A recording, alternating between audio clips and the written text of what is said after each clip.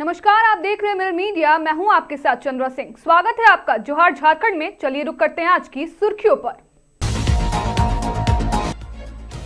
Flyover की मार, गुलजार बाग वासेपुर के 225 परिवारों पर बेघर होने का खतरा।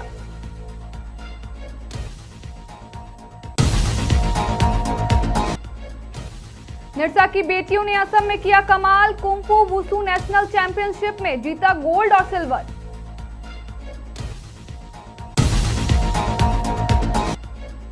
मऊदा में लुटेरों का चाकू राज, ताले तोड़कर लाखों की लूट, डॉग स्क्वाड पर टिकी उम्मीदें।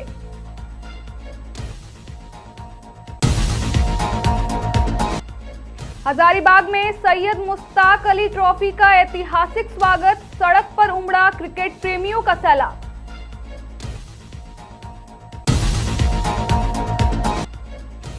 पाकुड़ में सिख समाज ने श्रद्धा और उत्साह के साथ गुरु गोविंद जी की जयंती धूमधाम से मनाई।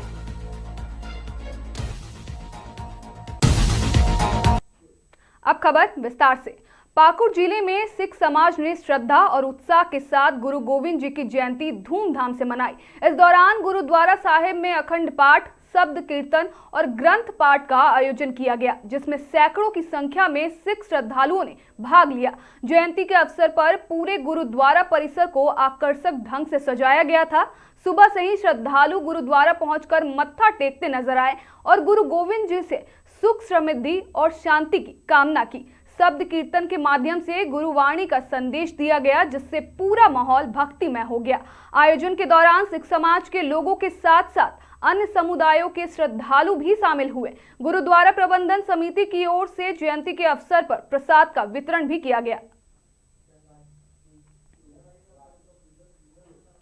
कोयलांचल की बेटियां अब केवल क्रिकेट के मैदान तक सीमित नहीं हैं, बल्कि मार्शल आर्ट में भी देश भर में निरसा का नाम रोशन कर रही हैं। असम में आयोजित under 17 national kung fu wushu championship 2025 से 26 में निरसा तालडांगा की 2 सगी बहनों ने पदक जीतकर इतिहास रच दिया है। राजदीप कौर ने जहां स्वर्ण पदक पर कब्जा जमाया, वहीं उनकी बहन मनदीप कौर ने रजत पदक जीतकर पूरे झारखंड को गौरवान्वित किया है। निरसा तालडांगा नेहरू रोड निवासी जगन मोहन सिंह की इन दोनों बेटियों ने साल 2026 की शुरुआत धमाकेदार जीत के साथ की है। बेटियों की इस ऐतिहासिक उपलब्धि में झामुमो के केंद्रीय सदस्य काजल चक्रवर्ती उनके घर पहुंचे और उन्हें सम्मानित किया। उन्होंने कहा कि निरसा की प्रतिभाएं अब राष्ट्रीय फलक पर चमक रही है। उन्होंने मौके से ही खेल मंत्री सुदिव्य कुमार से संपर्क करने की कोशिश की, ताकि इन खिलाड़ियों को सरकारी प्रोत्साहन मिल सके। वहीं खिलाड़ियों के पिता जगमोहन सिंह और दादा इंद्रपाल सिंह ने खुशी जाहिर करते हुए कहा कि झारखंड में प्रतिभा की कोई कमी नहीं है, लेकिन सरकार को अंतर्राष्ट्रीय स्तर की ट्रेनिंग और संसाधन उपलब्ध कराने चाहिए। अगर बेहतर सुविधाएं मिले तो ये बेटियां ओलंपिक जैसे मंचों पर देश का तिरंगा लहरा सकती है।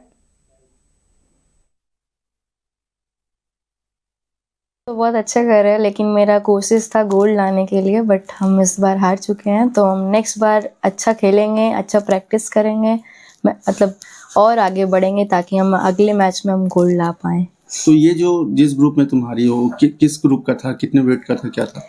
वो मेरे से प्लस वेट की थी, और जैसे कि मतलब मेरा अभी एज 17 हुआ है दिस मंथ, और मेरे को खिलाया गया था 19 में, तो थोड़ा वेट का ऊपर नीचे हो गया था, इसीलिए हम थोड़ा हार गए। जैसा कि तुम्हारे मम्मी पापा बता रहे हैं कि इंजरी भी कोई फैक्टर थी, इंजरी का कुछ मामला? हाँ जी, मेरा 1 मंथ पहले ही 3 दिसंबर को मेरा फ्रैक्चर हुआ था, तो उसी के कारण थोड़ा सा मतलब पैर में उतना हम फ्रीली खेल नहीं पाए इंजरी के कारण। तो ये नेशनल स्तर पर एक अचीवमेंट, सिल्वर ही हो, क्यों नहीं गोल्ड, सिल्वर ही ली हो, हाँ। क्या कैसा महसूस करें? अच्छा महसूस हो रहा है। मैं बहुत ही प्रोत्साहन इन बच्चियों के ऊपर में कि हमारे प्रति जो बच्चे इतने उत्कृष्ट होकर अपना खेल संभव दिखाते हैं, बहुत ही हमें बहुत अच्छा लगता है। हम ये भी चाहते हैं कि हमारे बच्चे और आगे बढ़कर तरक्की करें। पूरे झारखंड देशवासियों की तरफ से झारखंड देश के सभी बच्चे और बच्चियाँ सभी अपना खेल का प्रोत्साहन बढ़ाकर आगे बढ़े। हमारा तोहफा लेकर का है दोनों बच्ची हमारा टोला में, और झारखंड का तो है स्टेट का, लेकिन मेरा भी गर्व है कि मेरा पड़ोसी मेरे दोनों बच्ची नया साल में 2026 में जो तोहफा लेकर का है, एक medal medal, gold medal and ये सिल्वर दोनों जो लेकर के आई है। और ये लोग नॉट ओनली आपका ये भी 2026 नहीं, ये लोग बराबर जो बच्चे रहते हुए भी ये लोग बहुत मेडल हमारे। झारखंड क्रिकेट के इतिहास में पहली बार सैयद मुश्ताक अली ट्रॉफी जीतकर इतिहास रचने वाली टीम का विजय रथ रविवार को हजारीबाग पहुंचा। ट्रॉफी के आगमन पर हजारीबाग जिला क्रिकेट एसोसिएशन और स्थानीय खिलाड़ियों ने जोरदार जश्न मनाया। कप्तान ईशान किशन और कुमार कुसाग्र की शानदार बल्लेबाजी के दम पर मिली इस खिताबी जीत का गवाह बनने के लिए शहर की सड़कों पर क्रिकेट प्रेमियों की भारी भीड़ उमड़ पड़ी। सैयद मुश्ताक अली ट्रॉफी जैसे ही हजारीबाग पहुंची, ढोल नगाड़ों के साथ इसका भव्य स्वागत किया गया। खिलाड़ियों और एसोसिएशन के सदस्यों ने ट्रॉफी के साथ शहर के प्रमुख मार्गों पर भ्रमण किया। क्रिकेट प्रशंसकों में इस प्रतिष्ठित ट्रॉफी के साथ सेल्फी लेने और उसे करीब से देखने का जबरदस्त क्रेज नजर आया। एसोसिएशन के पदाधिकारियों ने कहा कि हरियाणा को 69 रनों से हराकर मिली यह जीत राज्य के उभरते हुए क्रिकेटरों के लिए संजीवनी का काम करेगी। ट्रॉफी को राज्य के विभिन्न जिलों में ले जाया जा रहा है ताकि युवा खिलाड़ियों में आत्मविश्वास और प्रेरणा का संचार हो सके। हजारीबाग के खेल प्रेमियों ने इस पल को ऐतिहासिक बताते हुए कहा कि अब झारखंड की पहचान क्रिकेट जगत में और भी मजबूती से स्थापित हुई है।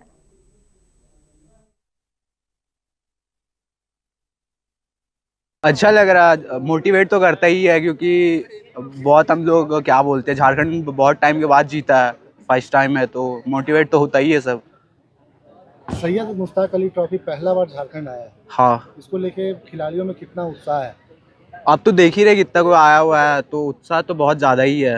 हर प्लेयर के लिए अच्छा बात है, मतलब गर्व की बात है पूरे झारखंड के लिए कि हम लोग ये ट्रॉफी आया। हमारे सारे जितने भी प्लेयर जो सैयद मुश्ताक अली खेले वो अच्छे से हम लोग को मतलब वैसा टीम बन के अच्छा एक बाउंड होकर अच्छा जिता के दिए मैच। तो यह बहुत गर्व की बात है हमारे लिए, पूरे झारखंड के लिए, एक ही नहीं पूरे झारखंड के लिए गर्व की बात है। देखिए उत्साह तो 19 तारीख से ही चल रहा है, जब झारखंड टीम वहाँ हरियाणा को जिता के इस ट्रॉफी पर कब्जा किया। और बीसीसीआई के नियम। धनबाद के मटकुरिया से विनोद बिहारी महतो चौक तक बन रहे फ्लाईओवर ब्रिज ने गुलजार बाग वासेपुर के सैकड़ों परिवारों की चिंता बढ़ा दी है। ब्रिज निर्माण की जद में आकर यहां के 220 से 225 झुग्गी झोपड़ी घर हटाए जाने की आशंका है, जिससे इलाके में डर और अनिश्चितता का माहौल है। सरकार द्वारा 10 मई 2024 को एक समाचार पत्र के माध्यम से प्रभावितों को प्रधानमंत्री आवास योजना के तहत पुनर्वास का आश्वासन दिया गया था, लेकिन 2 साल बीतने के बावजूद अब तक कोई ठोस व्यवस्था नहीं की गई है। फ्लाईओवर निर्माण तेजी से चल रहा है, बड़ी बड़ी मशीनें इलाके में पहुंच चुकी है। ऐसे में स्थानीय लोग खुद को असहाय महसूस कर रहे हैं। इसी को लेकर आज आम आदमी पार्टी के कार्यकर्ताओं ने गुलजार बाग वासेपुर में बैठक की, जिसमें 100 से अधिक लोग शामिल हुए। लोगों ने साफ कहा कि यदि जल्द पुनर्वास नहीं हुआ तो वे अनिश्चितकालीन धरना और आंदोलन करेंगे।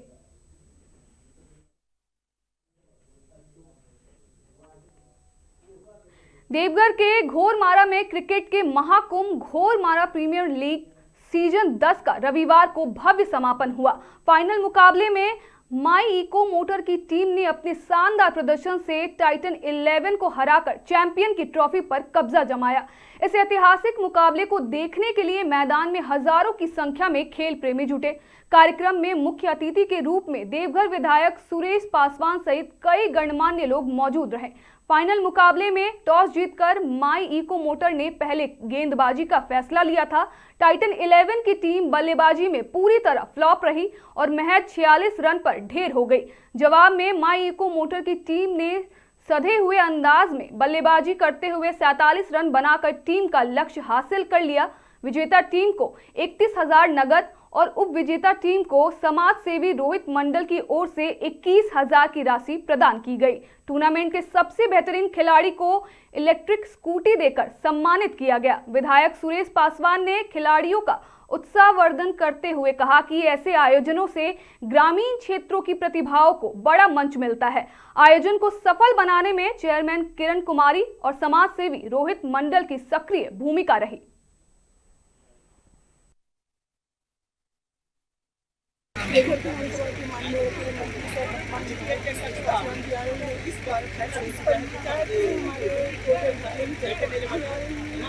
हमारी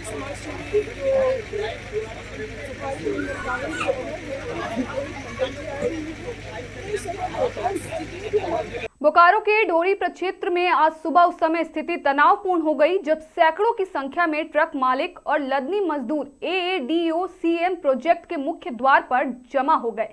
लोकल को कोयला देना होगा और मजदूरों का शोषण बंद करो जैसे नारों के साथ प्रदर्शनकारियों ने ट्रांसपोर्टिंग को पूरी तरह ठप कर दिया। हंगामे की मुख्य वजह पिछले कई दिनों से स्थानीय स्तर पर कोयला उपलब्ध नहीं होना है। ट्रक ऑनर्स एसोसिएशन के अध्यक्ष राजन साव का आरोप है कि प्रबंधन बाहरी हितों को साधने में लगा है, जबकि स्थानीय ट्रक मालिकों की गाड़ियां खड़ी है और लदनी मजदूरों के घरों में चूल्हा जलना मुश्किल हो गया है। लगभग 3 घंटे तक चली इस बंदी के कारण BCCL को लाखों के राजस्व का नुकसान हुआ है। प्रशासनिक हलचल तब तेज हुई जब सूचना GM तक पहुंची। फोन पर हुई लंबी वार्ता के बाद आगामी 5 जनवरी को औपचारिक बैठक का समय तय हुआ है। इसके बाद ही ट्रकों के पहिए दोबारा घूमना शुरू हुए, लेकिन एसोसिएशन ने साफ कर दिया है कि यह सिर्फ एक विराम है। अगर 5 तारीख को ठोस फैसला नहीं हुआ तो पूरा ढोरी क्षेत्र चक्का जाम का गवाह बनेगा।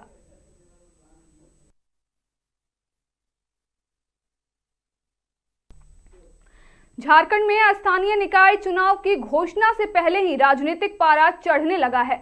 चास के एक निजी सभागार में झारखंड मुक्ति मोर्चा महिला मोर्चा की गूंज सुनाई दी। इस बैठक का उद्देश्य केवल चुनावी चर्चा नहीं बल्कि आधी आबादी को सत्ता की चाबी सौंपने की रणनीति तैयार करना था। बैठक में मुख्य वक्ता के तौर पर पहुंचे टुंडी विधायक मथुरा प्रसाद महतो ने कार्यकर्ताओं में जोश भरते हुए कहा कि झारखंड की माटी की सरकार ने मैया सम्मान योजना और सर्वजन पेंशन जैसी योजनाओं से महिलाओं का मान बढ़ाया है।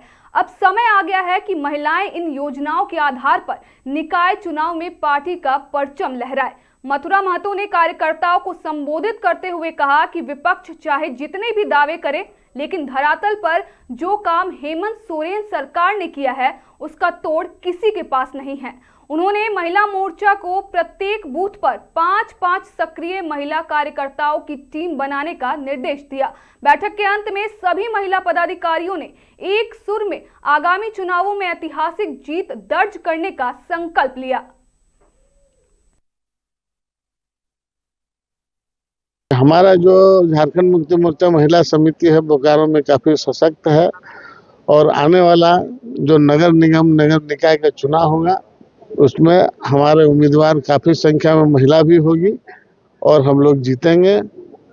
आने वाला चुनाव जनता से हम यही उम्मीद करते हैं कि माननीय हेमंत सोरेन की सरकार के नेतृत्व में जो सरकार चल रही है, इन महिला हो चाहे पुरुष हो चाहे बच्चा हो या बच्ची हो, बहुत सारा ऐसा योजना लाया है जिसका लाभ लोगों को मिल रहा है। आने वाले चुनाव में भी लोग। बागमारा के महुदा थाना क्षेत्र में अपराधियों के हौसले बुलंद हो चुके हैं। शनिवार देर रात धनबाद बोकारो मुख्य मार्ग पर स्थित लक्ष्मी ज्वेलर्स में अपराधियों ने न सिर्फ चोरी की घटना को अंजाम दिया बल्कि पड़ोस में रहने वाले परिवार को चाकू दिखाकर बंधक भी बना लिया। अपराधी दुकान का शटर और 4 ताले तोड़कर अंदर दाखिल हुए और नकदी समेत लाखों के गहने लेकर फरार हो गए। घटना के बाद इलाके में दहशत का माहौल है। वारदात की गंभीरता का अंदाजा इसी बात से लगाया जा सकता है कि अपराधियों ने पकड़े जाने के डर से पड़ोस में रहने वाली कुंती देवी और उनके बच्चों को बंधक बना लिया था। कुंती देवी के अनुसार 2 अपराधी उनके घर में घुसे और चाकू की नोक पर चुप रहने की धमकी दी। इस दौरान बाहर मौजूद उनके साथी दुकान खंगालते रहे। दुकान संचालक अमित कुमार वर्मा ने बताया कि दुकान में लगभग 6 लाख रुपए का सामान और 40,000 रुपए नगद थे। उन्होंने यह भी बताया कि उनके साथ पहले भी छिनतई की घटना हो चुकी है। सूचना मिलते ही महुदा थाना पुलिस मौके पर पहुंची और जांच शुरू की। मामले की तह तक जाने के लिए धनबाद से डॉग स्क्वाड की टीम को भी बुलाया गया है जो सुराग तलाशने में जुटी हुई है। फिलहाल के लिए इतना ही। बाकी तमाम खबरों के लिए देखते रहें मिरर मीडिया।